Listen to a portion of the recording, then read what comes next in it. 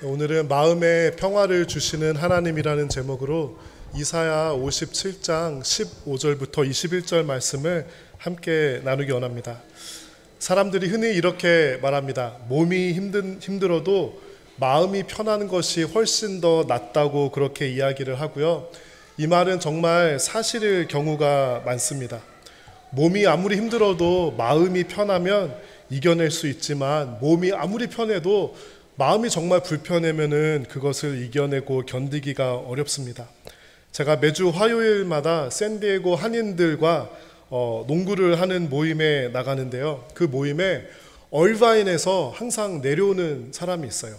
평일이기 때문에 이제 퇴근 시간이 되면 차가 막히잖아요. 이분이 내려오는데 한 1시간 반 정도는 걸리는 것 같고요.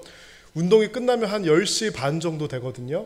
그러면 그분은 또 한 1시간 정도를 운전해서 집에 가서 씻고 이제 잘 준비를 하고 아마 12시 넘어서 잠이 들 거예요. 제가 한 번은 그렇게 물어봤던 적이 있습니다. 아니, 오렌지 카운티에도 가까운 곳에도 충분히 운동할 수 있는 곳이 있을 텐데 왜 샌디에고까지 내려오시나요? 그렇게 제가 한번 물어보니까요. 이분이 이렇게 대답을 해요. 저는 여기에 농구하는 분위기가 참 좋습니다. 누가 뭐라 그러지 않고 좀 못해도 괜찮고 마음 편하게 운동할 수 있는 분위기가 너무 좋아서 여기까지 내려옵니다. 이렇게 이야기를 합니다. 사람은요, 마음이 편해지는 곳이 있다면 좀 시간과 그런 정성을 들여서라도 그곳을 가고 싶은 게 바로 바로 사람의 마음입니다. 여러분, 교회도 그렇습니다. 어떤 사람에게 물어봤습니다. 어떤 교회가 가장 좋은 교회입니까? 그러니까요, 그 사람이요, 이렇게 대답을 합니다.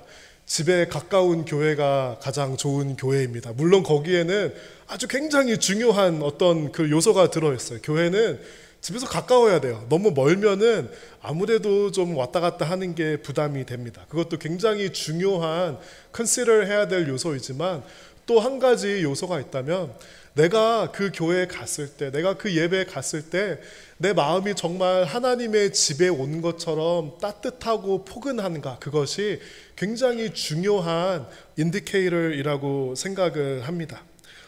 또 직장에서도요, 아무리 연봉을 많이 받고 큰 회사에 있을지라도 내가 뭔가 일하는데 좀 마음이 불편하고 팀원들이랑 같이 좀 마음이 맞지 않는다면 그 직장에서는 아마 행복하지 못할 겁니다.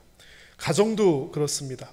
가정은 어떤 곳이어야 하냐면요, 내가 힘들게 열심히 일하고 세상에서 이제 치열하게 살다가 가정으로는 돌아와서 조금 마음이 편안해져야 되고요, 쉴 수 있어야 됐는데 집에 와서 항상 눈치를 보고 집에 와서도 뭔가 마음이 불편하다면 그 가정이 행복하지 않은 가정일 겁니다. 제가 아는 사람은 이렇게 얘기를 하더라고요.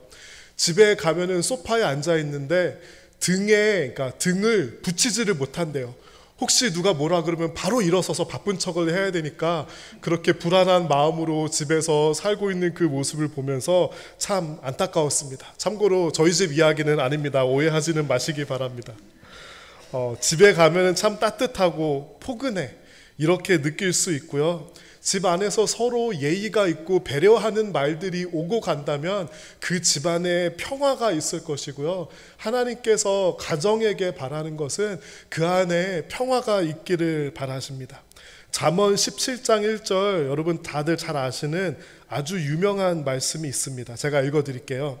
마른 빵 한 조각만 있어도 화목한 것이 먹을 것을 많이 차려놓고 싸우는 집안보다 낫다. 이런 의미에서 평화는요, 가정의 마지막 보루이고 또 교회는 평화의 마지막 보루입니다. 그렇기 때문에 우리가 누군가를 미워하는 마음이 있고 불편한 마음이 있다면 왜 그렇게 느끼는지 그 마음 안을 살펴보아야 하고요, 하나님께서 우리에게 약속하신 그 평화를 반드시 찾고 쟁취해야만 합니다. 신앙에 평화가 없다면 그 영혼은 계속 말라가다가 어느 순간에는 무너질 수밖에 없습니다. 우리 이사야 57장 말씀을 읽어보면서 오늘 이야기를 계속 나누어 보겠습니다. 우리 15절 다 같이 한번 읽어보면 좋겠습니다. 높고 크신 하나님, 영원히 사시며 그 이름이 거룩하신 분께서 말씀하셨다. 나는 높고 거룩한 곳에 산다. 그러나 나는 또한 마음이 슬프고 겸손한 사람들과 함께 산다. 내가 그들에게 새 생명을 줄 것이다. 오늘 본문에서는요, 하나님께서 계시는 곳을 상징적으로 얘기합니다. 그것은 어떤 곳이냐면요, 높고 거룩한 곳에 하나님께서 계신다고 말해 줍니다. 여러분, 하나님을 만나고 싶고 하나님을 경험하고 싶으신가요? 그러면 하나님이 계신 곳으로 가면 돼요. 하나님이 어디 계시냐면 높고 거룩한 곳에 계십니다. 하나님을 만나고자 한다면 내가 하나님의 높은 수준의 희생과 사랑과 믿음을 추구하고 내가 최대한 깨끗해지고 정결해지며 거룩한 삶을 살면은 하나님을 보다 더 가까이 경험할 수 있습니다. 여러분, 사람이 과연 거룩해질 수 있을까요? 이것에 대해서는 신학적으로 두 가지의 아주 상반된 대답이 가능합니다. 먼저 첫 번째로는요, 사람은 죄인이다. 사람은 타락한 존재 중에 가장 타락했고 죄인 중에 괴수이다. 그렇기 때문에 사람은 결코 거룩해질 수 없다라는 그런 아규먼트를 취할 수도 있고요. 이것을 백업하기 위해서 많은 성경 구절을 우리가 성경에서 찾아볼 수 있습니다. 하지만 반대로 사람이 거룩해질 수 있다라는 그 주장에 대해서도 우리가 똑같이 성경에서 많은 성경 구절들을 찾아서 그 클레임을 백업할 수 있습니다. 감리교의 창시자인 요한 웨슬리라는 사람이 있었는데요, 이 사람은 사람이 거룩해질 수 있다고 생각했습니다. 물론 사람이 하나님처럼 완전해질 수는 없고 그 거룩한 스테이시 영원히 지속될 수는 없지만 사람이 정말 죄를 회개하고 순결하고 고결한 삶을 살 때, 거룩하고 경건하게 살 때 하나님을 가까이 갈 수 있다고 그렇게 주장했던 사람입니다. 사람은 이처럼 동시에 양면성을 가진 존재입니다. 사람은 철저히 악해질 수도 있지만 반면에 거룩해질 수도 있는 것이 바로 사람입니다. 그렇기 때문에 우리가 단지 나는 거룩해질 수 없어, 나는 그렇게 살 수 없어라고 그렇게 쉽게 판단을 내리기 전에 정말 우리가 높은 수준의 삶을, 희생을, 사랑을 살아갈 때 사람은 하나님의 영광을 경험할 수 있습니다. 그래서 성도는 기준이 높아야 합니다. 기준을 낮게 잡는 성도는 하나님의 그 거룩함을 한 번도 이해하지 못할지도 모릅니다. 동시에 하나님께서 계신 곳은 높고 거룩한 곳뿐만이 아니라 마음이 슬프고 겸손한 사람들이 있는 곳입니다. 하나님께서는 그들에게 생명을 주시고 평화를 주시기 위해 마음이 슬프고 겸손한 사람들이 있는 곳에 찾아가십니다. 그래서 또 우리가 하나님을 만나려면 취할 수 있는 방법이 무엇이 있냐면요, 가장 슬픈 사람들, 마음이 정말 겸손하게 된 사람들을 찾아가서 그들과 함께하고 그들을 안아주고 그들을 위로할 때 우리는 또한 하나님의 깊은 임재를 누릴 수 있고요, 하나님을 경험할 수 있는 아주 좋은 절호의 기회입니다. 우리 16절 다 같이 읽어볼까요? 나는 너희와 영원히 싸우지는 않을 것이며 항상 노하기만 하지도 않을 것이다. 내가 계속해서 노하면 사람의 목숨이 약해져서 결국 내가 지은 사람이 죽게 될 것이기 때문이다. 살다가 보면은요, 이런 사람들을 보게 됩니다. 죄를 짓고 악하게 살고 꼼수를 부리고 거짓말을 하는데요, 처벌받지 않고 그냥 잘 먹고 잘 사는 사람들을 보게 됩니다. 거짓말을 하고 정치를 하는 사람은 회사에서 승진하고요, 뇌물과 편법을 사용하는 사람들이 오히려 돈을 많이 버는 경우가 있습니다. 교회에서도요, 제가 보니까요, 정말 신실하고 기도 많이 하시는 목사님들은요, 그냥 아무 이름도 없이 아무 빚도 없이 사역하다가 하늘에 가는 분들이 많고요, 온갖 난리를 치고 비즈니스와 마케팅을 잘 사용하는 교회들이 성장하는 경우가 더러 있더라고요. 그런 것을 볼 때마다 하나님께 묻습니다. 하나님, 이게 맞습니까? 하나님 왜 이런 일들을 가만 내버려 두시나요? 하고 그렇게 질문을 할 때가 있습니다. 하나님이 정말 때로는 불공평할 때가 있습니다. 잘못한 사람은 대가를 치러야 하는데 살다가 보면 그렇지 않은 경우가 너무나도 많이 있습니다. 그런데 한번 돌려서 바꿔서 이렇게 생각해 봤으면 좋겠습니다. 여러분은 잘못하고 죄 지은 것에 대한 그 모든 결과를 다 감당하며 사시나요? 여러분 그렇게 사시나요? 우리는 그렇게 살지 않습니다. 하나님께서는요, 우리와 오늘 본문의 16절에서 말씀하신 것처럼 하나님께서는 영원히 끊임없이 우리와 싸우지는 않으세요. 하나님께서는요, 가끔 하나님과 우리 사이에 하나님께서 정말 이것을 내가 어드레스하고 싶고 고치고 싶고 싸우실 만한 것들을 하나님께서 선택하셔서 그걸 가지고 우리의 삶을 때로는 고난으로, 때로는 어려운 곳으로 이끌면서 우리에게 가르침을 주실 때가 있습니다. 하지만 만약에 하나님께서 우리의 모든 잘못과 모든 죄에 대해서 다 모든 결과를 우리가 감당하게 하신다면 이 세상에 살아남을 수 있는 사람은 아무도 없을 것입니다. 또 아이들을 키우면서요, 지혜롭게 싸움을 고르려고 합니다. 모든 것에 대해서 정말 크게 다 혼내고 그렇게 아이들과 대립할 수는 없습니다. 하지만 정말 중요한 것들을 한두 가지를 뽑아서 아이들을 그렇게 교육하고 훈육하는 그런 지혜로움이 필요합니다. 하나님께서는요, 어느 정도의 죄악에 대해서 그것을 딜하시고 때로는 우리의 삶을 고난으로 이끄시고 때로는 그 죄의 결과를 경험하게 해주시지만 반드시 회복시켜 주시며 위로시켜 주시고 평화를 주시는 분입니다. 하나님께서는 이스라엘 사람들에게 한 가지 싸움을 하셨어요. 이것은 내가 그냥 넘어갈 수 없다고 그렇게 말씀하시면서 그들에게 이것을 분명히 말씀해 주십니다. 그것은 바로 돈에 대한 정직함이었습니다. 우리 17절 다 같이 읽어볼까요? 사람들이 돈 때문에 정직하지 않으므로 내가 노하였다. 그들을 심판하였고 진노 가운데 그들에게서 돌아섰다. 그런데도 그들은 악한 짓을 버리지 않았다.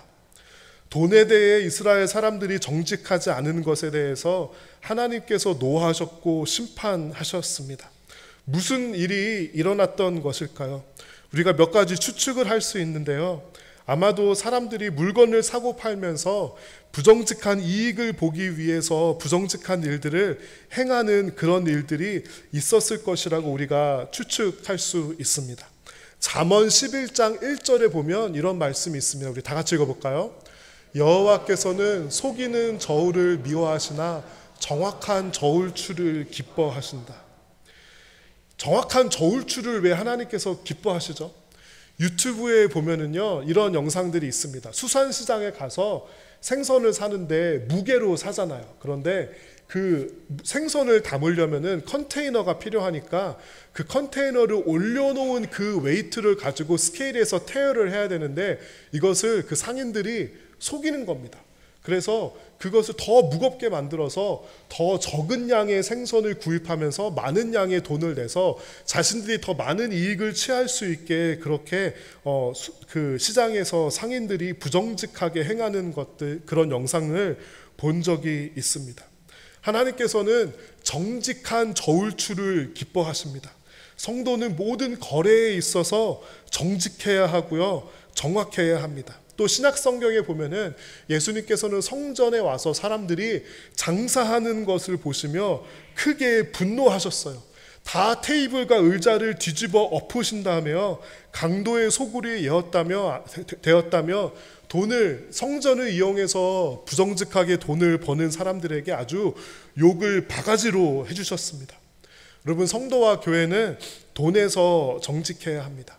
나무교회가 시작될 때 저에게 이런 말씀을 해주신 성도분들이 몇 분이 있었습니다. 어떤 분은 어떻게 말씀했냐면요, 목사님, 교회는 또 목회자는 정말 돈에 대해서 깨끗해야 됩니다. 이렇게 말씀해 주셨고요. 또 어떤 분들은 교회 등록하시기 전에 쭉 지켜보셨대요. 나무교회가 정말 투명하게 재정을 공개하고 사용하는지를 유심히 지켜보다가 그것에 대해서 확신하는 마음이 들었을 때 교회에 정착하셨다고 그렇게 말씀해 주신 분도 있고요. 또 어떤 분은 교회가 세상 법을 반드시 지키는 것을 우리가 함께 동의했으면 좋겠습니다 라고 그렇게 말씀해 주신 분이 있었습니다. 제가 그런 말들을 들었을 때 어떻게 반응해야 할지 몰랐습니다. 그래서 별 반응을 보이지 못했습니다. 아마 그래서 오해하신 분들이 있었는지도 모르겠어요. 왜 아무 반응을 어떻게 반응할지를 몰랐냐면요, 너무 당연한 것을 가지고 마치 1 더하기 1은 2입니다 라고 여러분들에게 누가 이렇게 말했다면 여러분은 거기에 대해서 어떻게 반응하시겠어요? 그렇네요. 1 더하기 1이 2네요. 이렇게 반응하시겠어요? 아니면은 저 사람이 왜 이런 말을 하는 거지? 좀 이렇게 당황스러운 마음이 있지 않겠습니까? 제가 그런 말을 여러분에게 듣고 곰곰이 생각을 해봤어요. 왜 이런 너무 당연한 말들을 굳이 그분들도 목사에게 와서 그런 말을 하는 게 그렇게 쉽지 않았을 텐데 왜 그러셨을까? 곰곰이 생각을 해보다가 이제 마음이 아파오기 시작했습니다. 오죽하면은 그런 말들을 목사를 붙잡고 하셨을까? 여러분, 하나님께서는 속이는 저울을 미워하십니다. 정확한 저울추는 기뻐하십니다. 돈에 대해서 정직하지 않은 것을 하나님께서는 그냥 두지 않으실 겁니다. 그러므로 교회와 성도는 돈으로 불법과 부정직을 행하면 안 됩니다. 그런데요, 이스라엘 사람들이 이런 잘못을 범했던 것 같아요. 분명히 잘못이 있습니다. 잘못이 있을 때 누군가의 잘못이 또는 어떤 사람들의 잘못이 이렇게 드러났어요. 드러났을 때 여러분은 어떤 태도와 어떤 입장을 취하시겠습니까? 누군가의 잘못이 드러났다면 그것을 가지고 내가 그럴 줄 알았어, 이 잘못한 거를 더 드러내가지고 앞으로는 절대 이런 거를 하지 못하게 해, 여러분 그렇게 반응하시겠습니까? 아니면 그 사람에게 가서 안아주고 품어주고 쟤는 잘못했지만 다시는 이렇게 하지 마십시오라고 권면해 주시겠습니까? 또 우리 기독교에서 많이 사용하는 말은 죄는 미워하되 사람은 미워하지 말라, 이런 말들이 많이 있는데요. 그런데 신앙생활을 하면서 보니까 사람들이 그거를 잘 못하더라고요. 죄를 미워하면은 사람도 미워하는 마음이 섞이게 되기 마련입니다. 여러분, 어떻게 해야 할까요? 성경 말씀을 따와서 죄가 없는 사람만, 당신이 정말 죄가 없으면 저 사람에게 돌을 던지십시오, 그렇게 말해야 할까요? 참 어려운 질문입니다. 그런데요, 오늘 본문에서 분명한 것은 하나님께서는 죄를 그냥 좌시하지 않고요, 그냥 넘어가지 않으시지만 그것을 퍼니시하는 것에 대해서 최종 목적이 있지 않습니다. 하나님께서는 죄가 드러난 다음에 그것을 가지고 씨름하며 해결한 다음에 하나님께서는 그 후에 있을 회복에 대해서 말씀해 주십니다. 우리 18절과 19절 다 같이 읽어보겠습니다. 나는 그들이 한 행동들을 지켜보았다. 그러나 나는 그들을 고쳐줄 것이다. 나는 그들을 인도하고 슬퍼하는 사람들을 위로해 줄 것이다. 내가 먼 곳에 가까운 곳에 사는 사람에게 진정한 평화를 주겠다. 내가 그들 모두를 고쳐주겠다. 여호와의 말씀이다. 분명히 죄가 있습니다. 그런데 하나님께서는 그들을 고쳐주시고 그들을 회복시켜 주시고 그들에게 평화를 다시 회복시켜 주실 것을 하나님께서는 미리 결심하신 다음에 이스라엘 민족들의 잘못을 책망하십니다.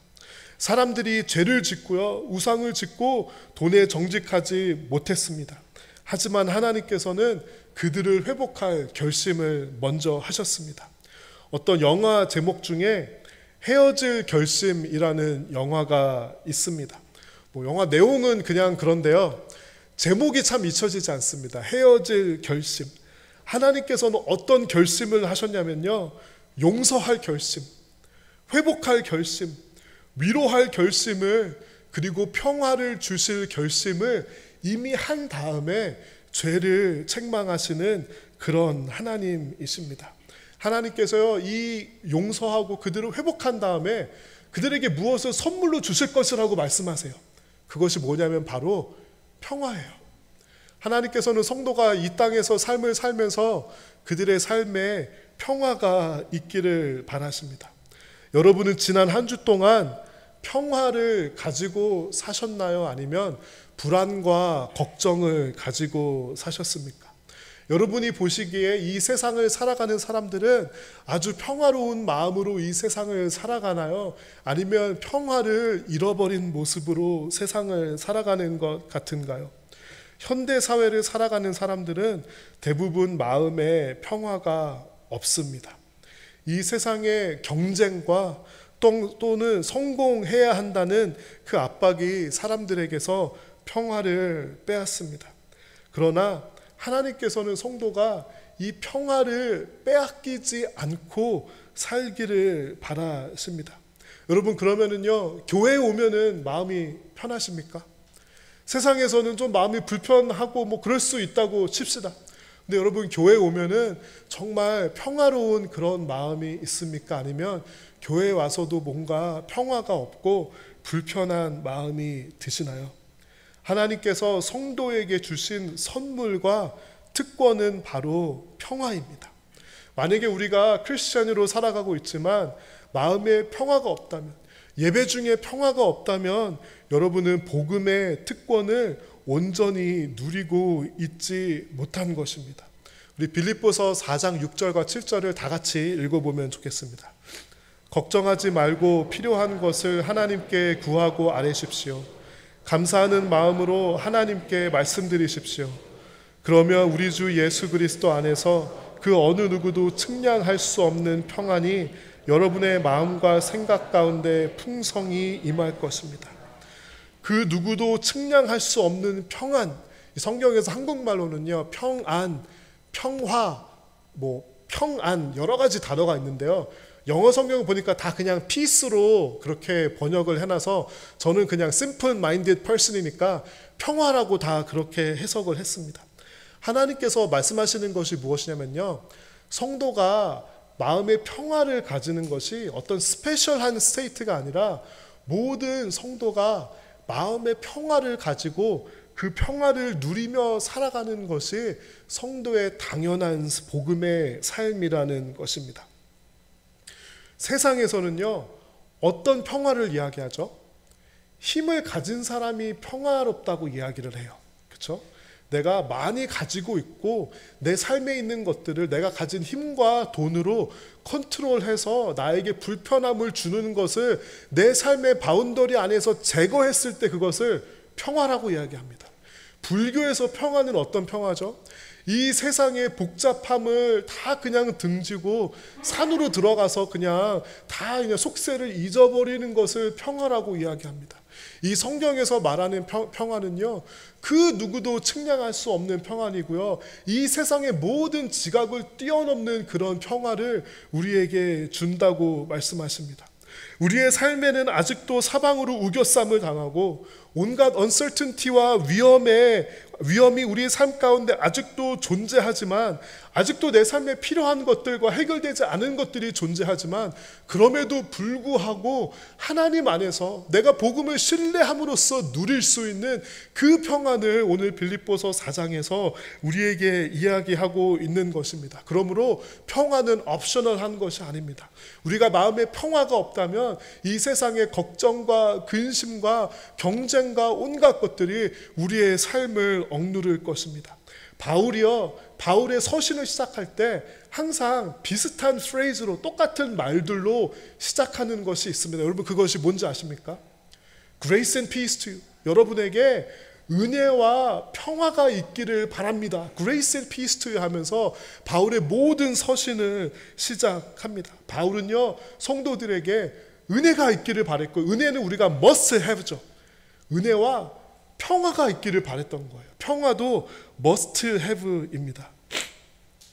제가 이렇게 설교를 할 때 항상 고민하고 부담감을 가지는 것이 있습니다. 그것은 무엇이냐면요, 제가 이렇게 설교를 하고 막 말을 많이 하면 여러분께서 잘 이렇게 피부로 이 설교가 느껴지시는지 잘 모르겠어요. 솔직히 말하면 잘 이렇게 알 수가 없어서 설교를 하면서도 사실은 굉장히 마음이 불안할 때가 많이 있습니다. 그래서 많은 설교자들이 빠지는 함정 중에 하나가, 그래서 더 막 자극적인 얘기도 하고 막 드라마 얘기도 하고 그러는데요. 그렇게 최대한 하지 않으려고 노력하는데 예외가 있습니다. 제가 이제 청소년들이나 청년들한테는 온갖 자극적인 방법들을 다 사용해서 설교하는 편입니다. 요즘 젊은 친구들은 사실 요즘 여러분들도 그래요. 옛날에는 이렇게 뭐 정보를 습득하는 게 뭐 신문이나 뭐 교과서, 책 이런 것들을 통해서 습득을 했는데 요즘은 유튜브를 통해서 습득을 하죠. 근데 더 이상 이제 젊은 친구들은 유튜브도 안 봅니다. 이제 쇼츠라 그래서 뭐 10분, 20분, 30분 이런 거 되는 거 안 봐요. 그냥 2, 3분 되는 거 쇼츠 같은 거를 보면서 이제 그들은 모든 이제 습득을 그렇게 하고요. 여러분, 그 대학생들이 대학교 강의 어떻게 듣는지 아십니까? 수업에 잘 안 가고요. 요즘 팟캐스트로 다 많이 있다 그래요. 그래서요, 어떻게 강의를 듣냐면요, 애들이 스킵하면서 봐요. 스킵하면서 이렇게 듣고요. 그 듣는 것도 그냥 안 듣고 1.5배속, 2배속으로 빠르게 해서 듣는다고 합니다. 여러분, 그런 친구들에게 30분, 40분 설교를 한다는 게 거의 고문 수준이에요. 그렇죠? 여러분들 지금 고문당하는 느낌이 혹시 드시나요? 잘 모르겠어요.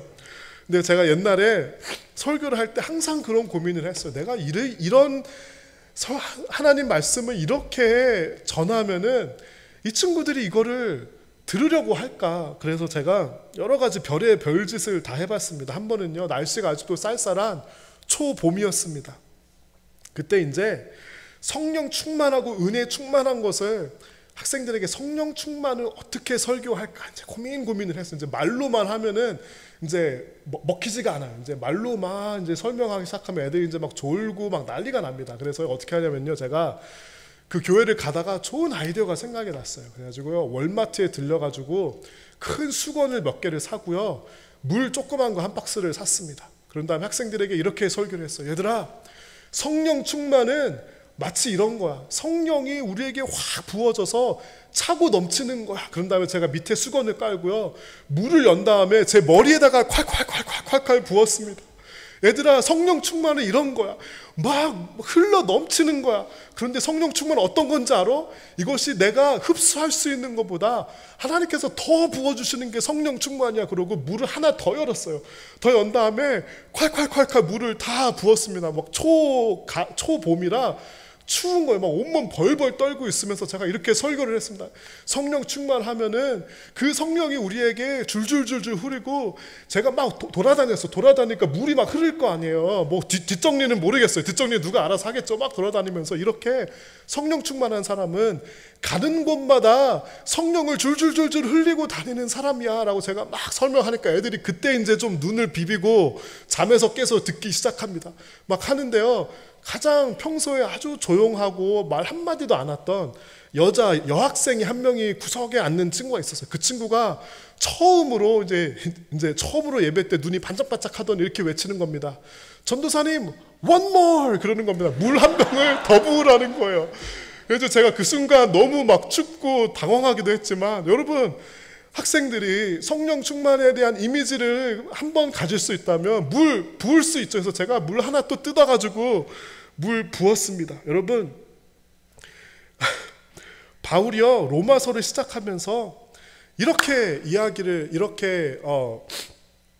말씀을 합니다. 제가 이거는 없는 것 같고 제가 읽어드릴게요. 하나님의 사랑을 받아 성도로 부름을 받게 된 로마에 있는 모든 분들에게 하나님 우리 아버지와 우리 주 예수 그리스도께서 은혜와 평강을 내리시기를 바랍니다. 여러분, 아버지께서 은혜와 평강을 내리시기를 바랍니다. 그러면 여러분, 이게 와닿으세요? 우리는 이게 상투적인 표현이니까 그냥 읽고 넘어가죠. 제가 이 본문을 설교하면서 이것도 안 된다. 그래가지고 그 다음 주에 이제 어떻게 했냐면요, 제가 이렇게 학생들에게 설교를 했습니다. 얘들아, 로마서는 바울이 로마에 있는 교인들에게 쓴 거야. 그리고 바울이 은혜와 이 평화를 절대로 잊으면 안 된다고 얘기해.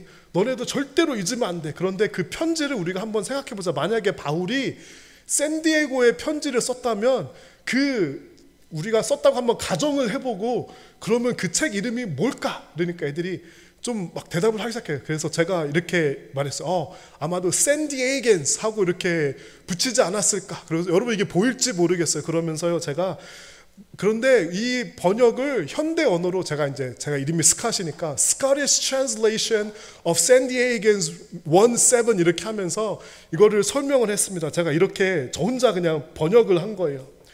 이 야만의 시대의 불공평하고 미쳐 돌아가는 세상에서 차마 예수님을 놓을 수는 없고 겨우겨우 믿음을 붙들고 비틀거리며 살아가는 샌디에고의 젊은이들이여, 너희들의 삶에 정말 하나님께서 주시는 은혜와 평화가 있을 수 있을까?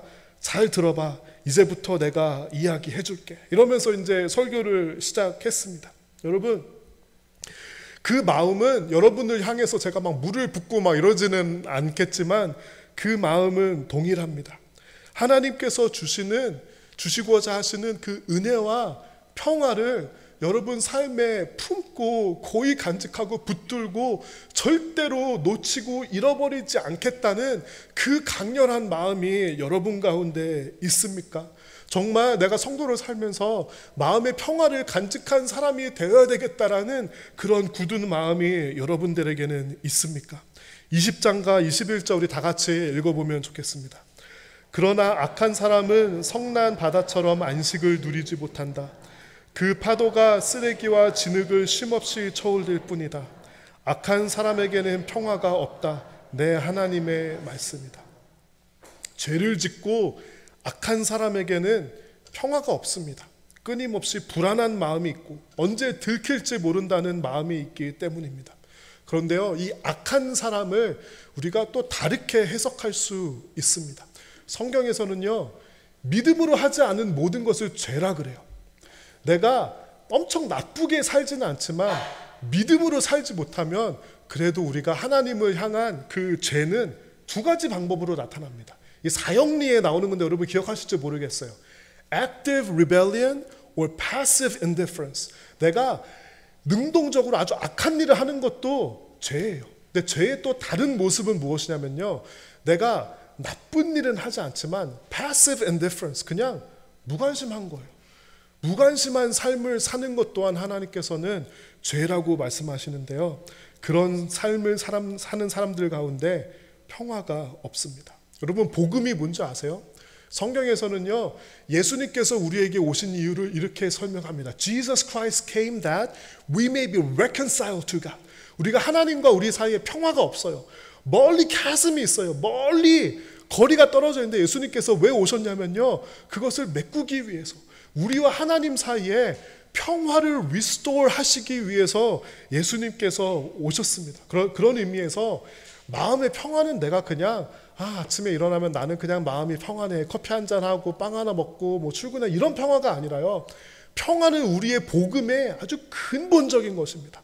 우리와 하나님 사이에 평화가 있는지, 나와 하나님 사이는 어떤 관계인지, 하나님께서는 결심을 하셨잖아요. 회복하고 평화를 주실 결심을 하셨는데 우리가 either through active rebellion or passive indifference, 우리가 평화를 저버리는 그런 삶을 살아가고 있는 것은 아닌지, 우리가 정말 하나님과 우리의 사이에 평화가 있는지를 우리는 반드시 질문해야 하며 그 질문에 대해서 답할 수 있어야 할 것입니다. 어떤 사람들은요, 하나님과의 관계 안에서는 평화가 있는데 이 세상의 근심과 걱정 때문에 삶의 평화를 놓고 사는 사람들이 너무나도 많이 있습니다. 그런 사람들에게 우리의 복음이 또한 말을 겁니다. 여러분, 이렇게 한번 생각해 보세요. What is the worst thing that can happen to us? 하나님을 믿는 성도에게 일어날 수 있는 가장 최악의 시나리오는 무엇이죠? 이 세상에서 사고를 당하고 질병을 당하고 억울한 일을 당해서 죽는 것, 그게 가장 unfortunate한 일이죠. 세상을 살다가 보면은요, 억울한 일을 당하는 사람이 있어요. 제가 어제 새롭게 하소서 프로그램을 들다가요, 써니라는 그 찬양 사역자가 있는데요, 아버지 얘기를 하시더라고요. 아버지가 개척교회 목사님이셨어요. 반지하 상가교회에서 평생을 고생하다가 성도가 조금 늘어서 부흥해가지고 처음으로 이제 교회에서 조그만 건물을 지어가지고 입당 예배 드리고 그 지붕에 그 십자가 달러 올라가다가 감전사고를 당해가지고요, 온몸에 화상을 입고 팔 한쪽을 잘랐어요. 여러분, 그거를 들으면서 너무 진짜 이 세상에서 겪을 수 있는 최악의 상황 중에 하나잖아요.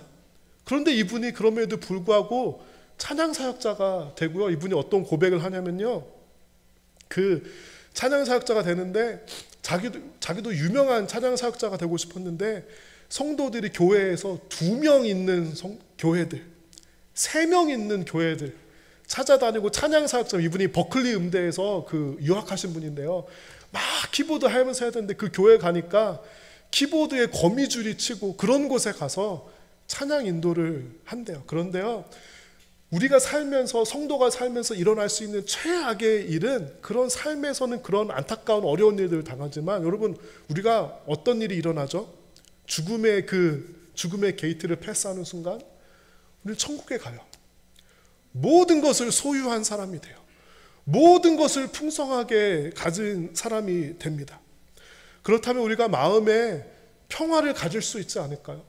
내 인생은 조금 안 풀릴 수 있고, 내 삶에 어려움이 있을 수는 있지만, 나에게 있을 최악의 것들이 사실은 하나님께서는 최고 좋은 것들을 우리에게 이미 준비하시고, 이미 예비하시고, 성도를 이미 초청하셨습니다. 구원의 확신을 가졌다면 그 무엇을 우리가 두려워하며 그 무엇이 우리의 평화를 빼앗아갈 수 있겠습니까? 하나님께서 우리 편이라면 누가 우리를 대적하겠습니까? 구원의 확신이 있는데 이 세상의 어떤 근심과 걱정이 성도를 뒤흔들며 하나님께서 주신 이 선물과 특권을 누리지 못하게 하는 것입니까? 여러분, 복음을 붙들고요, 마음 안에 평화를 붙들고 성령 충만하며 의의 전신갑주를 입고 평화의 사람으로 이 세상의 삶을 담대히 살아나시기 바랍니다. 여러분, 평화를 절대로 잃어버리지 않는 그런 성도가 되시기를 바랍니다. 사방으로 우겨쌈을 당하고 핍박과 고난이 있고, 이 세상 사람들은 그 앞에 있는 것들에 대해서 걱정하고 벌벌 떨지만, 우리 천국을 소유한, 우리 구원을 소유한 성도들은 평화의 삶을 살며 천국을 사는 성도, 성령 충만한 삶을 사는 성도의 삶을 사시기를 주님의 이름으로 축원드립니다. 우리 찬양팀 나와주시고요, 우리 다 같이 일어나셔서 주는 평화, 막힌 담을 모두 허셨네, 우리 다 같이 일어나서 이 찬양을 부르면 좋겠습니다.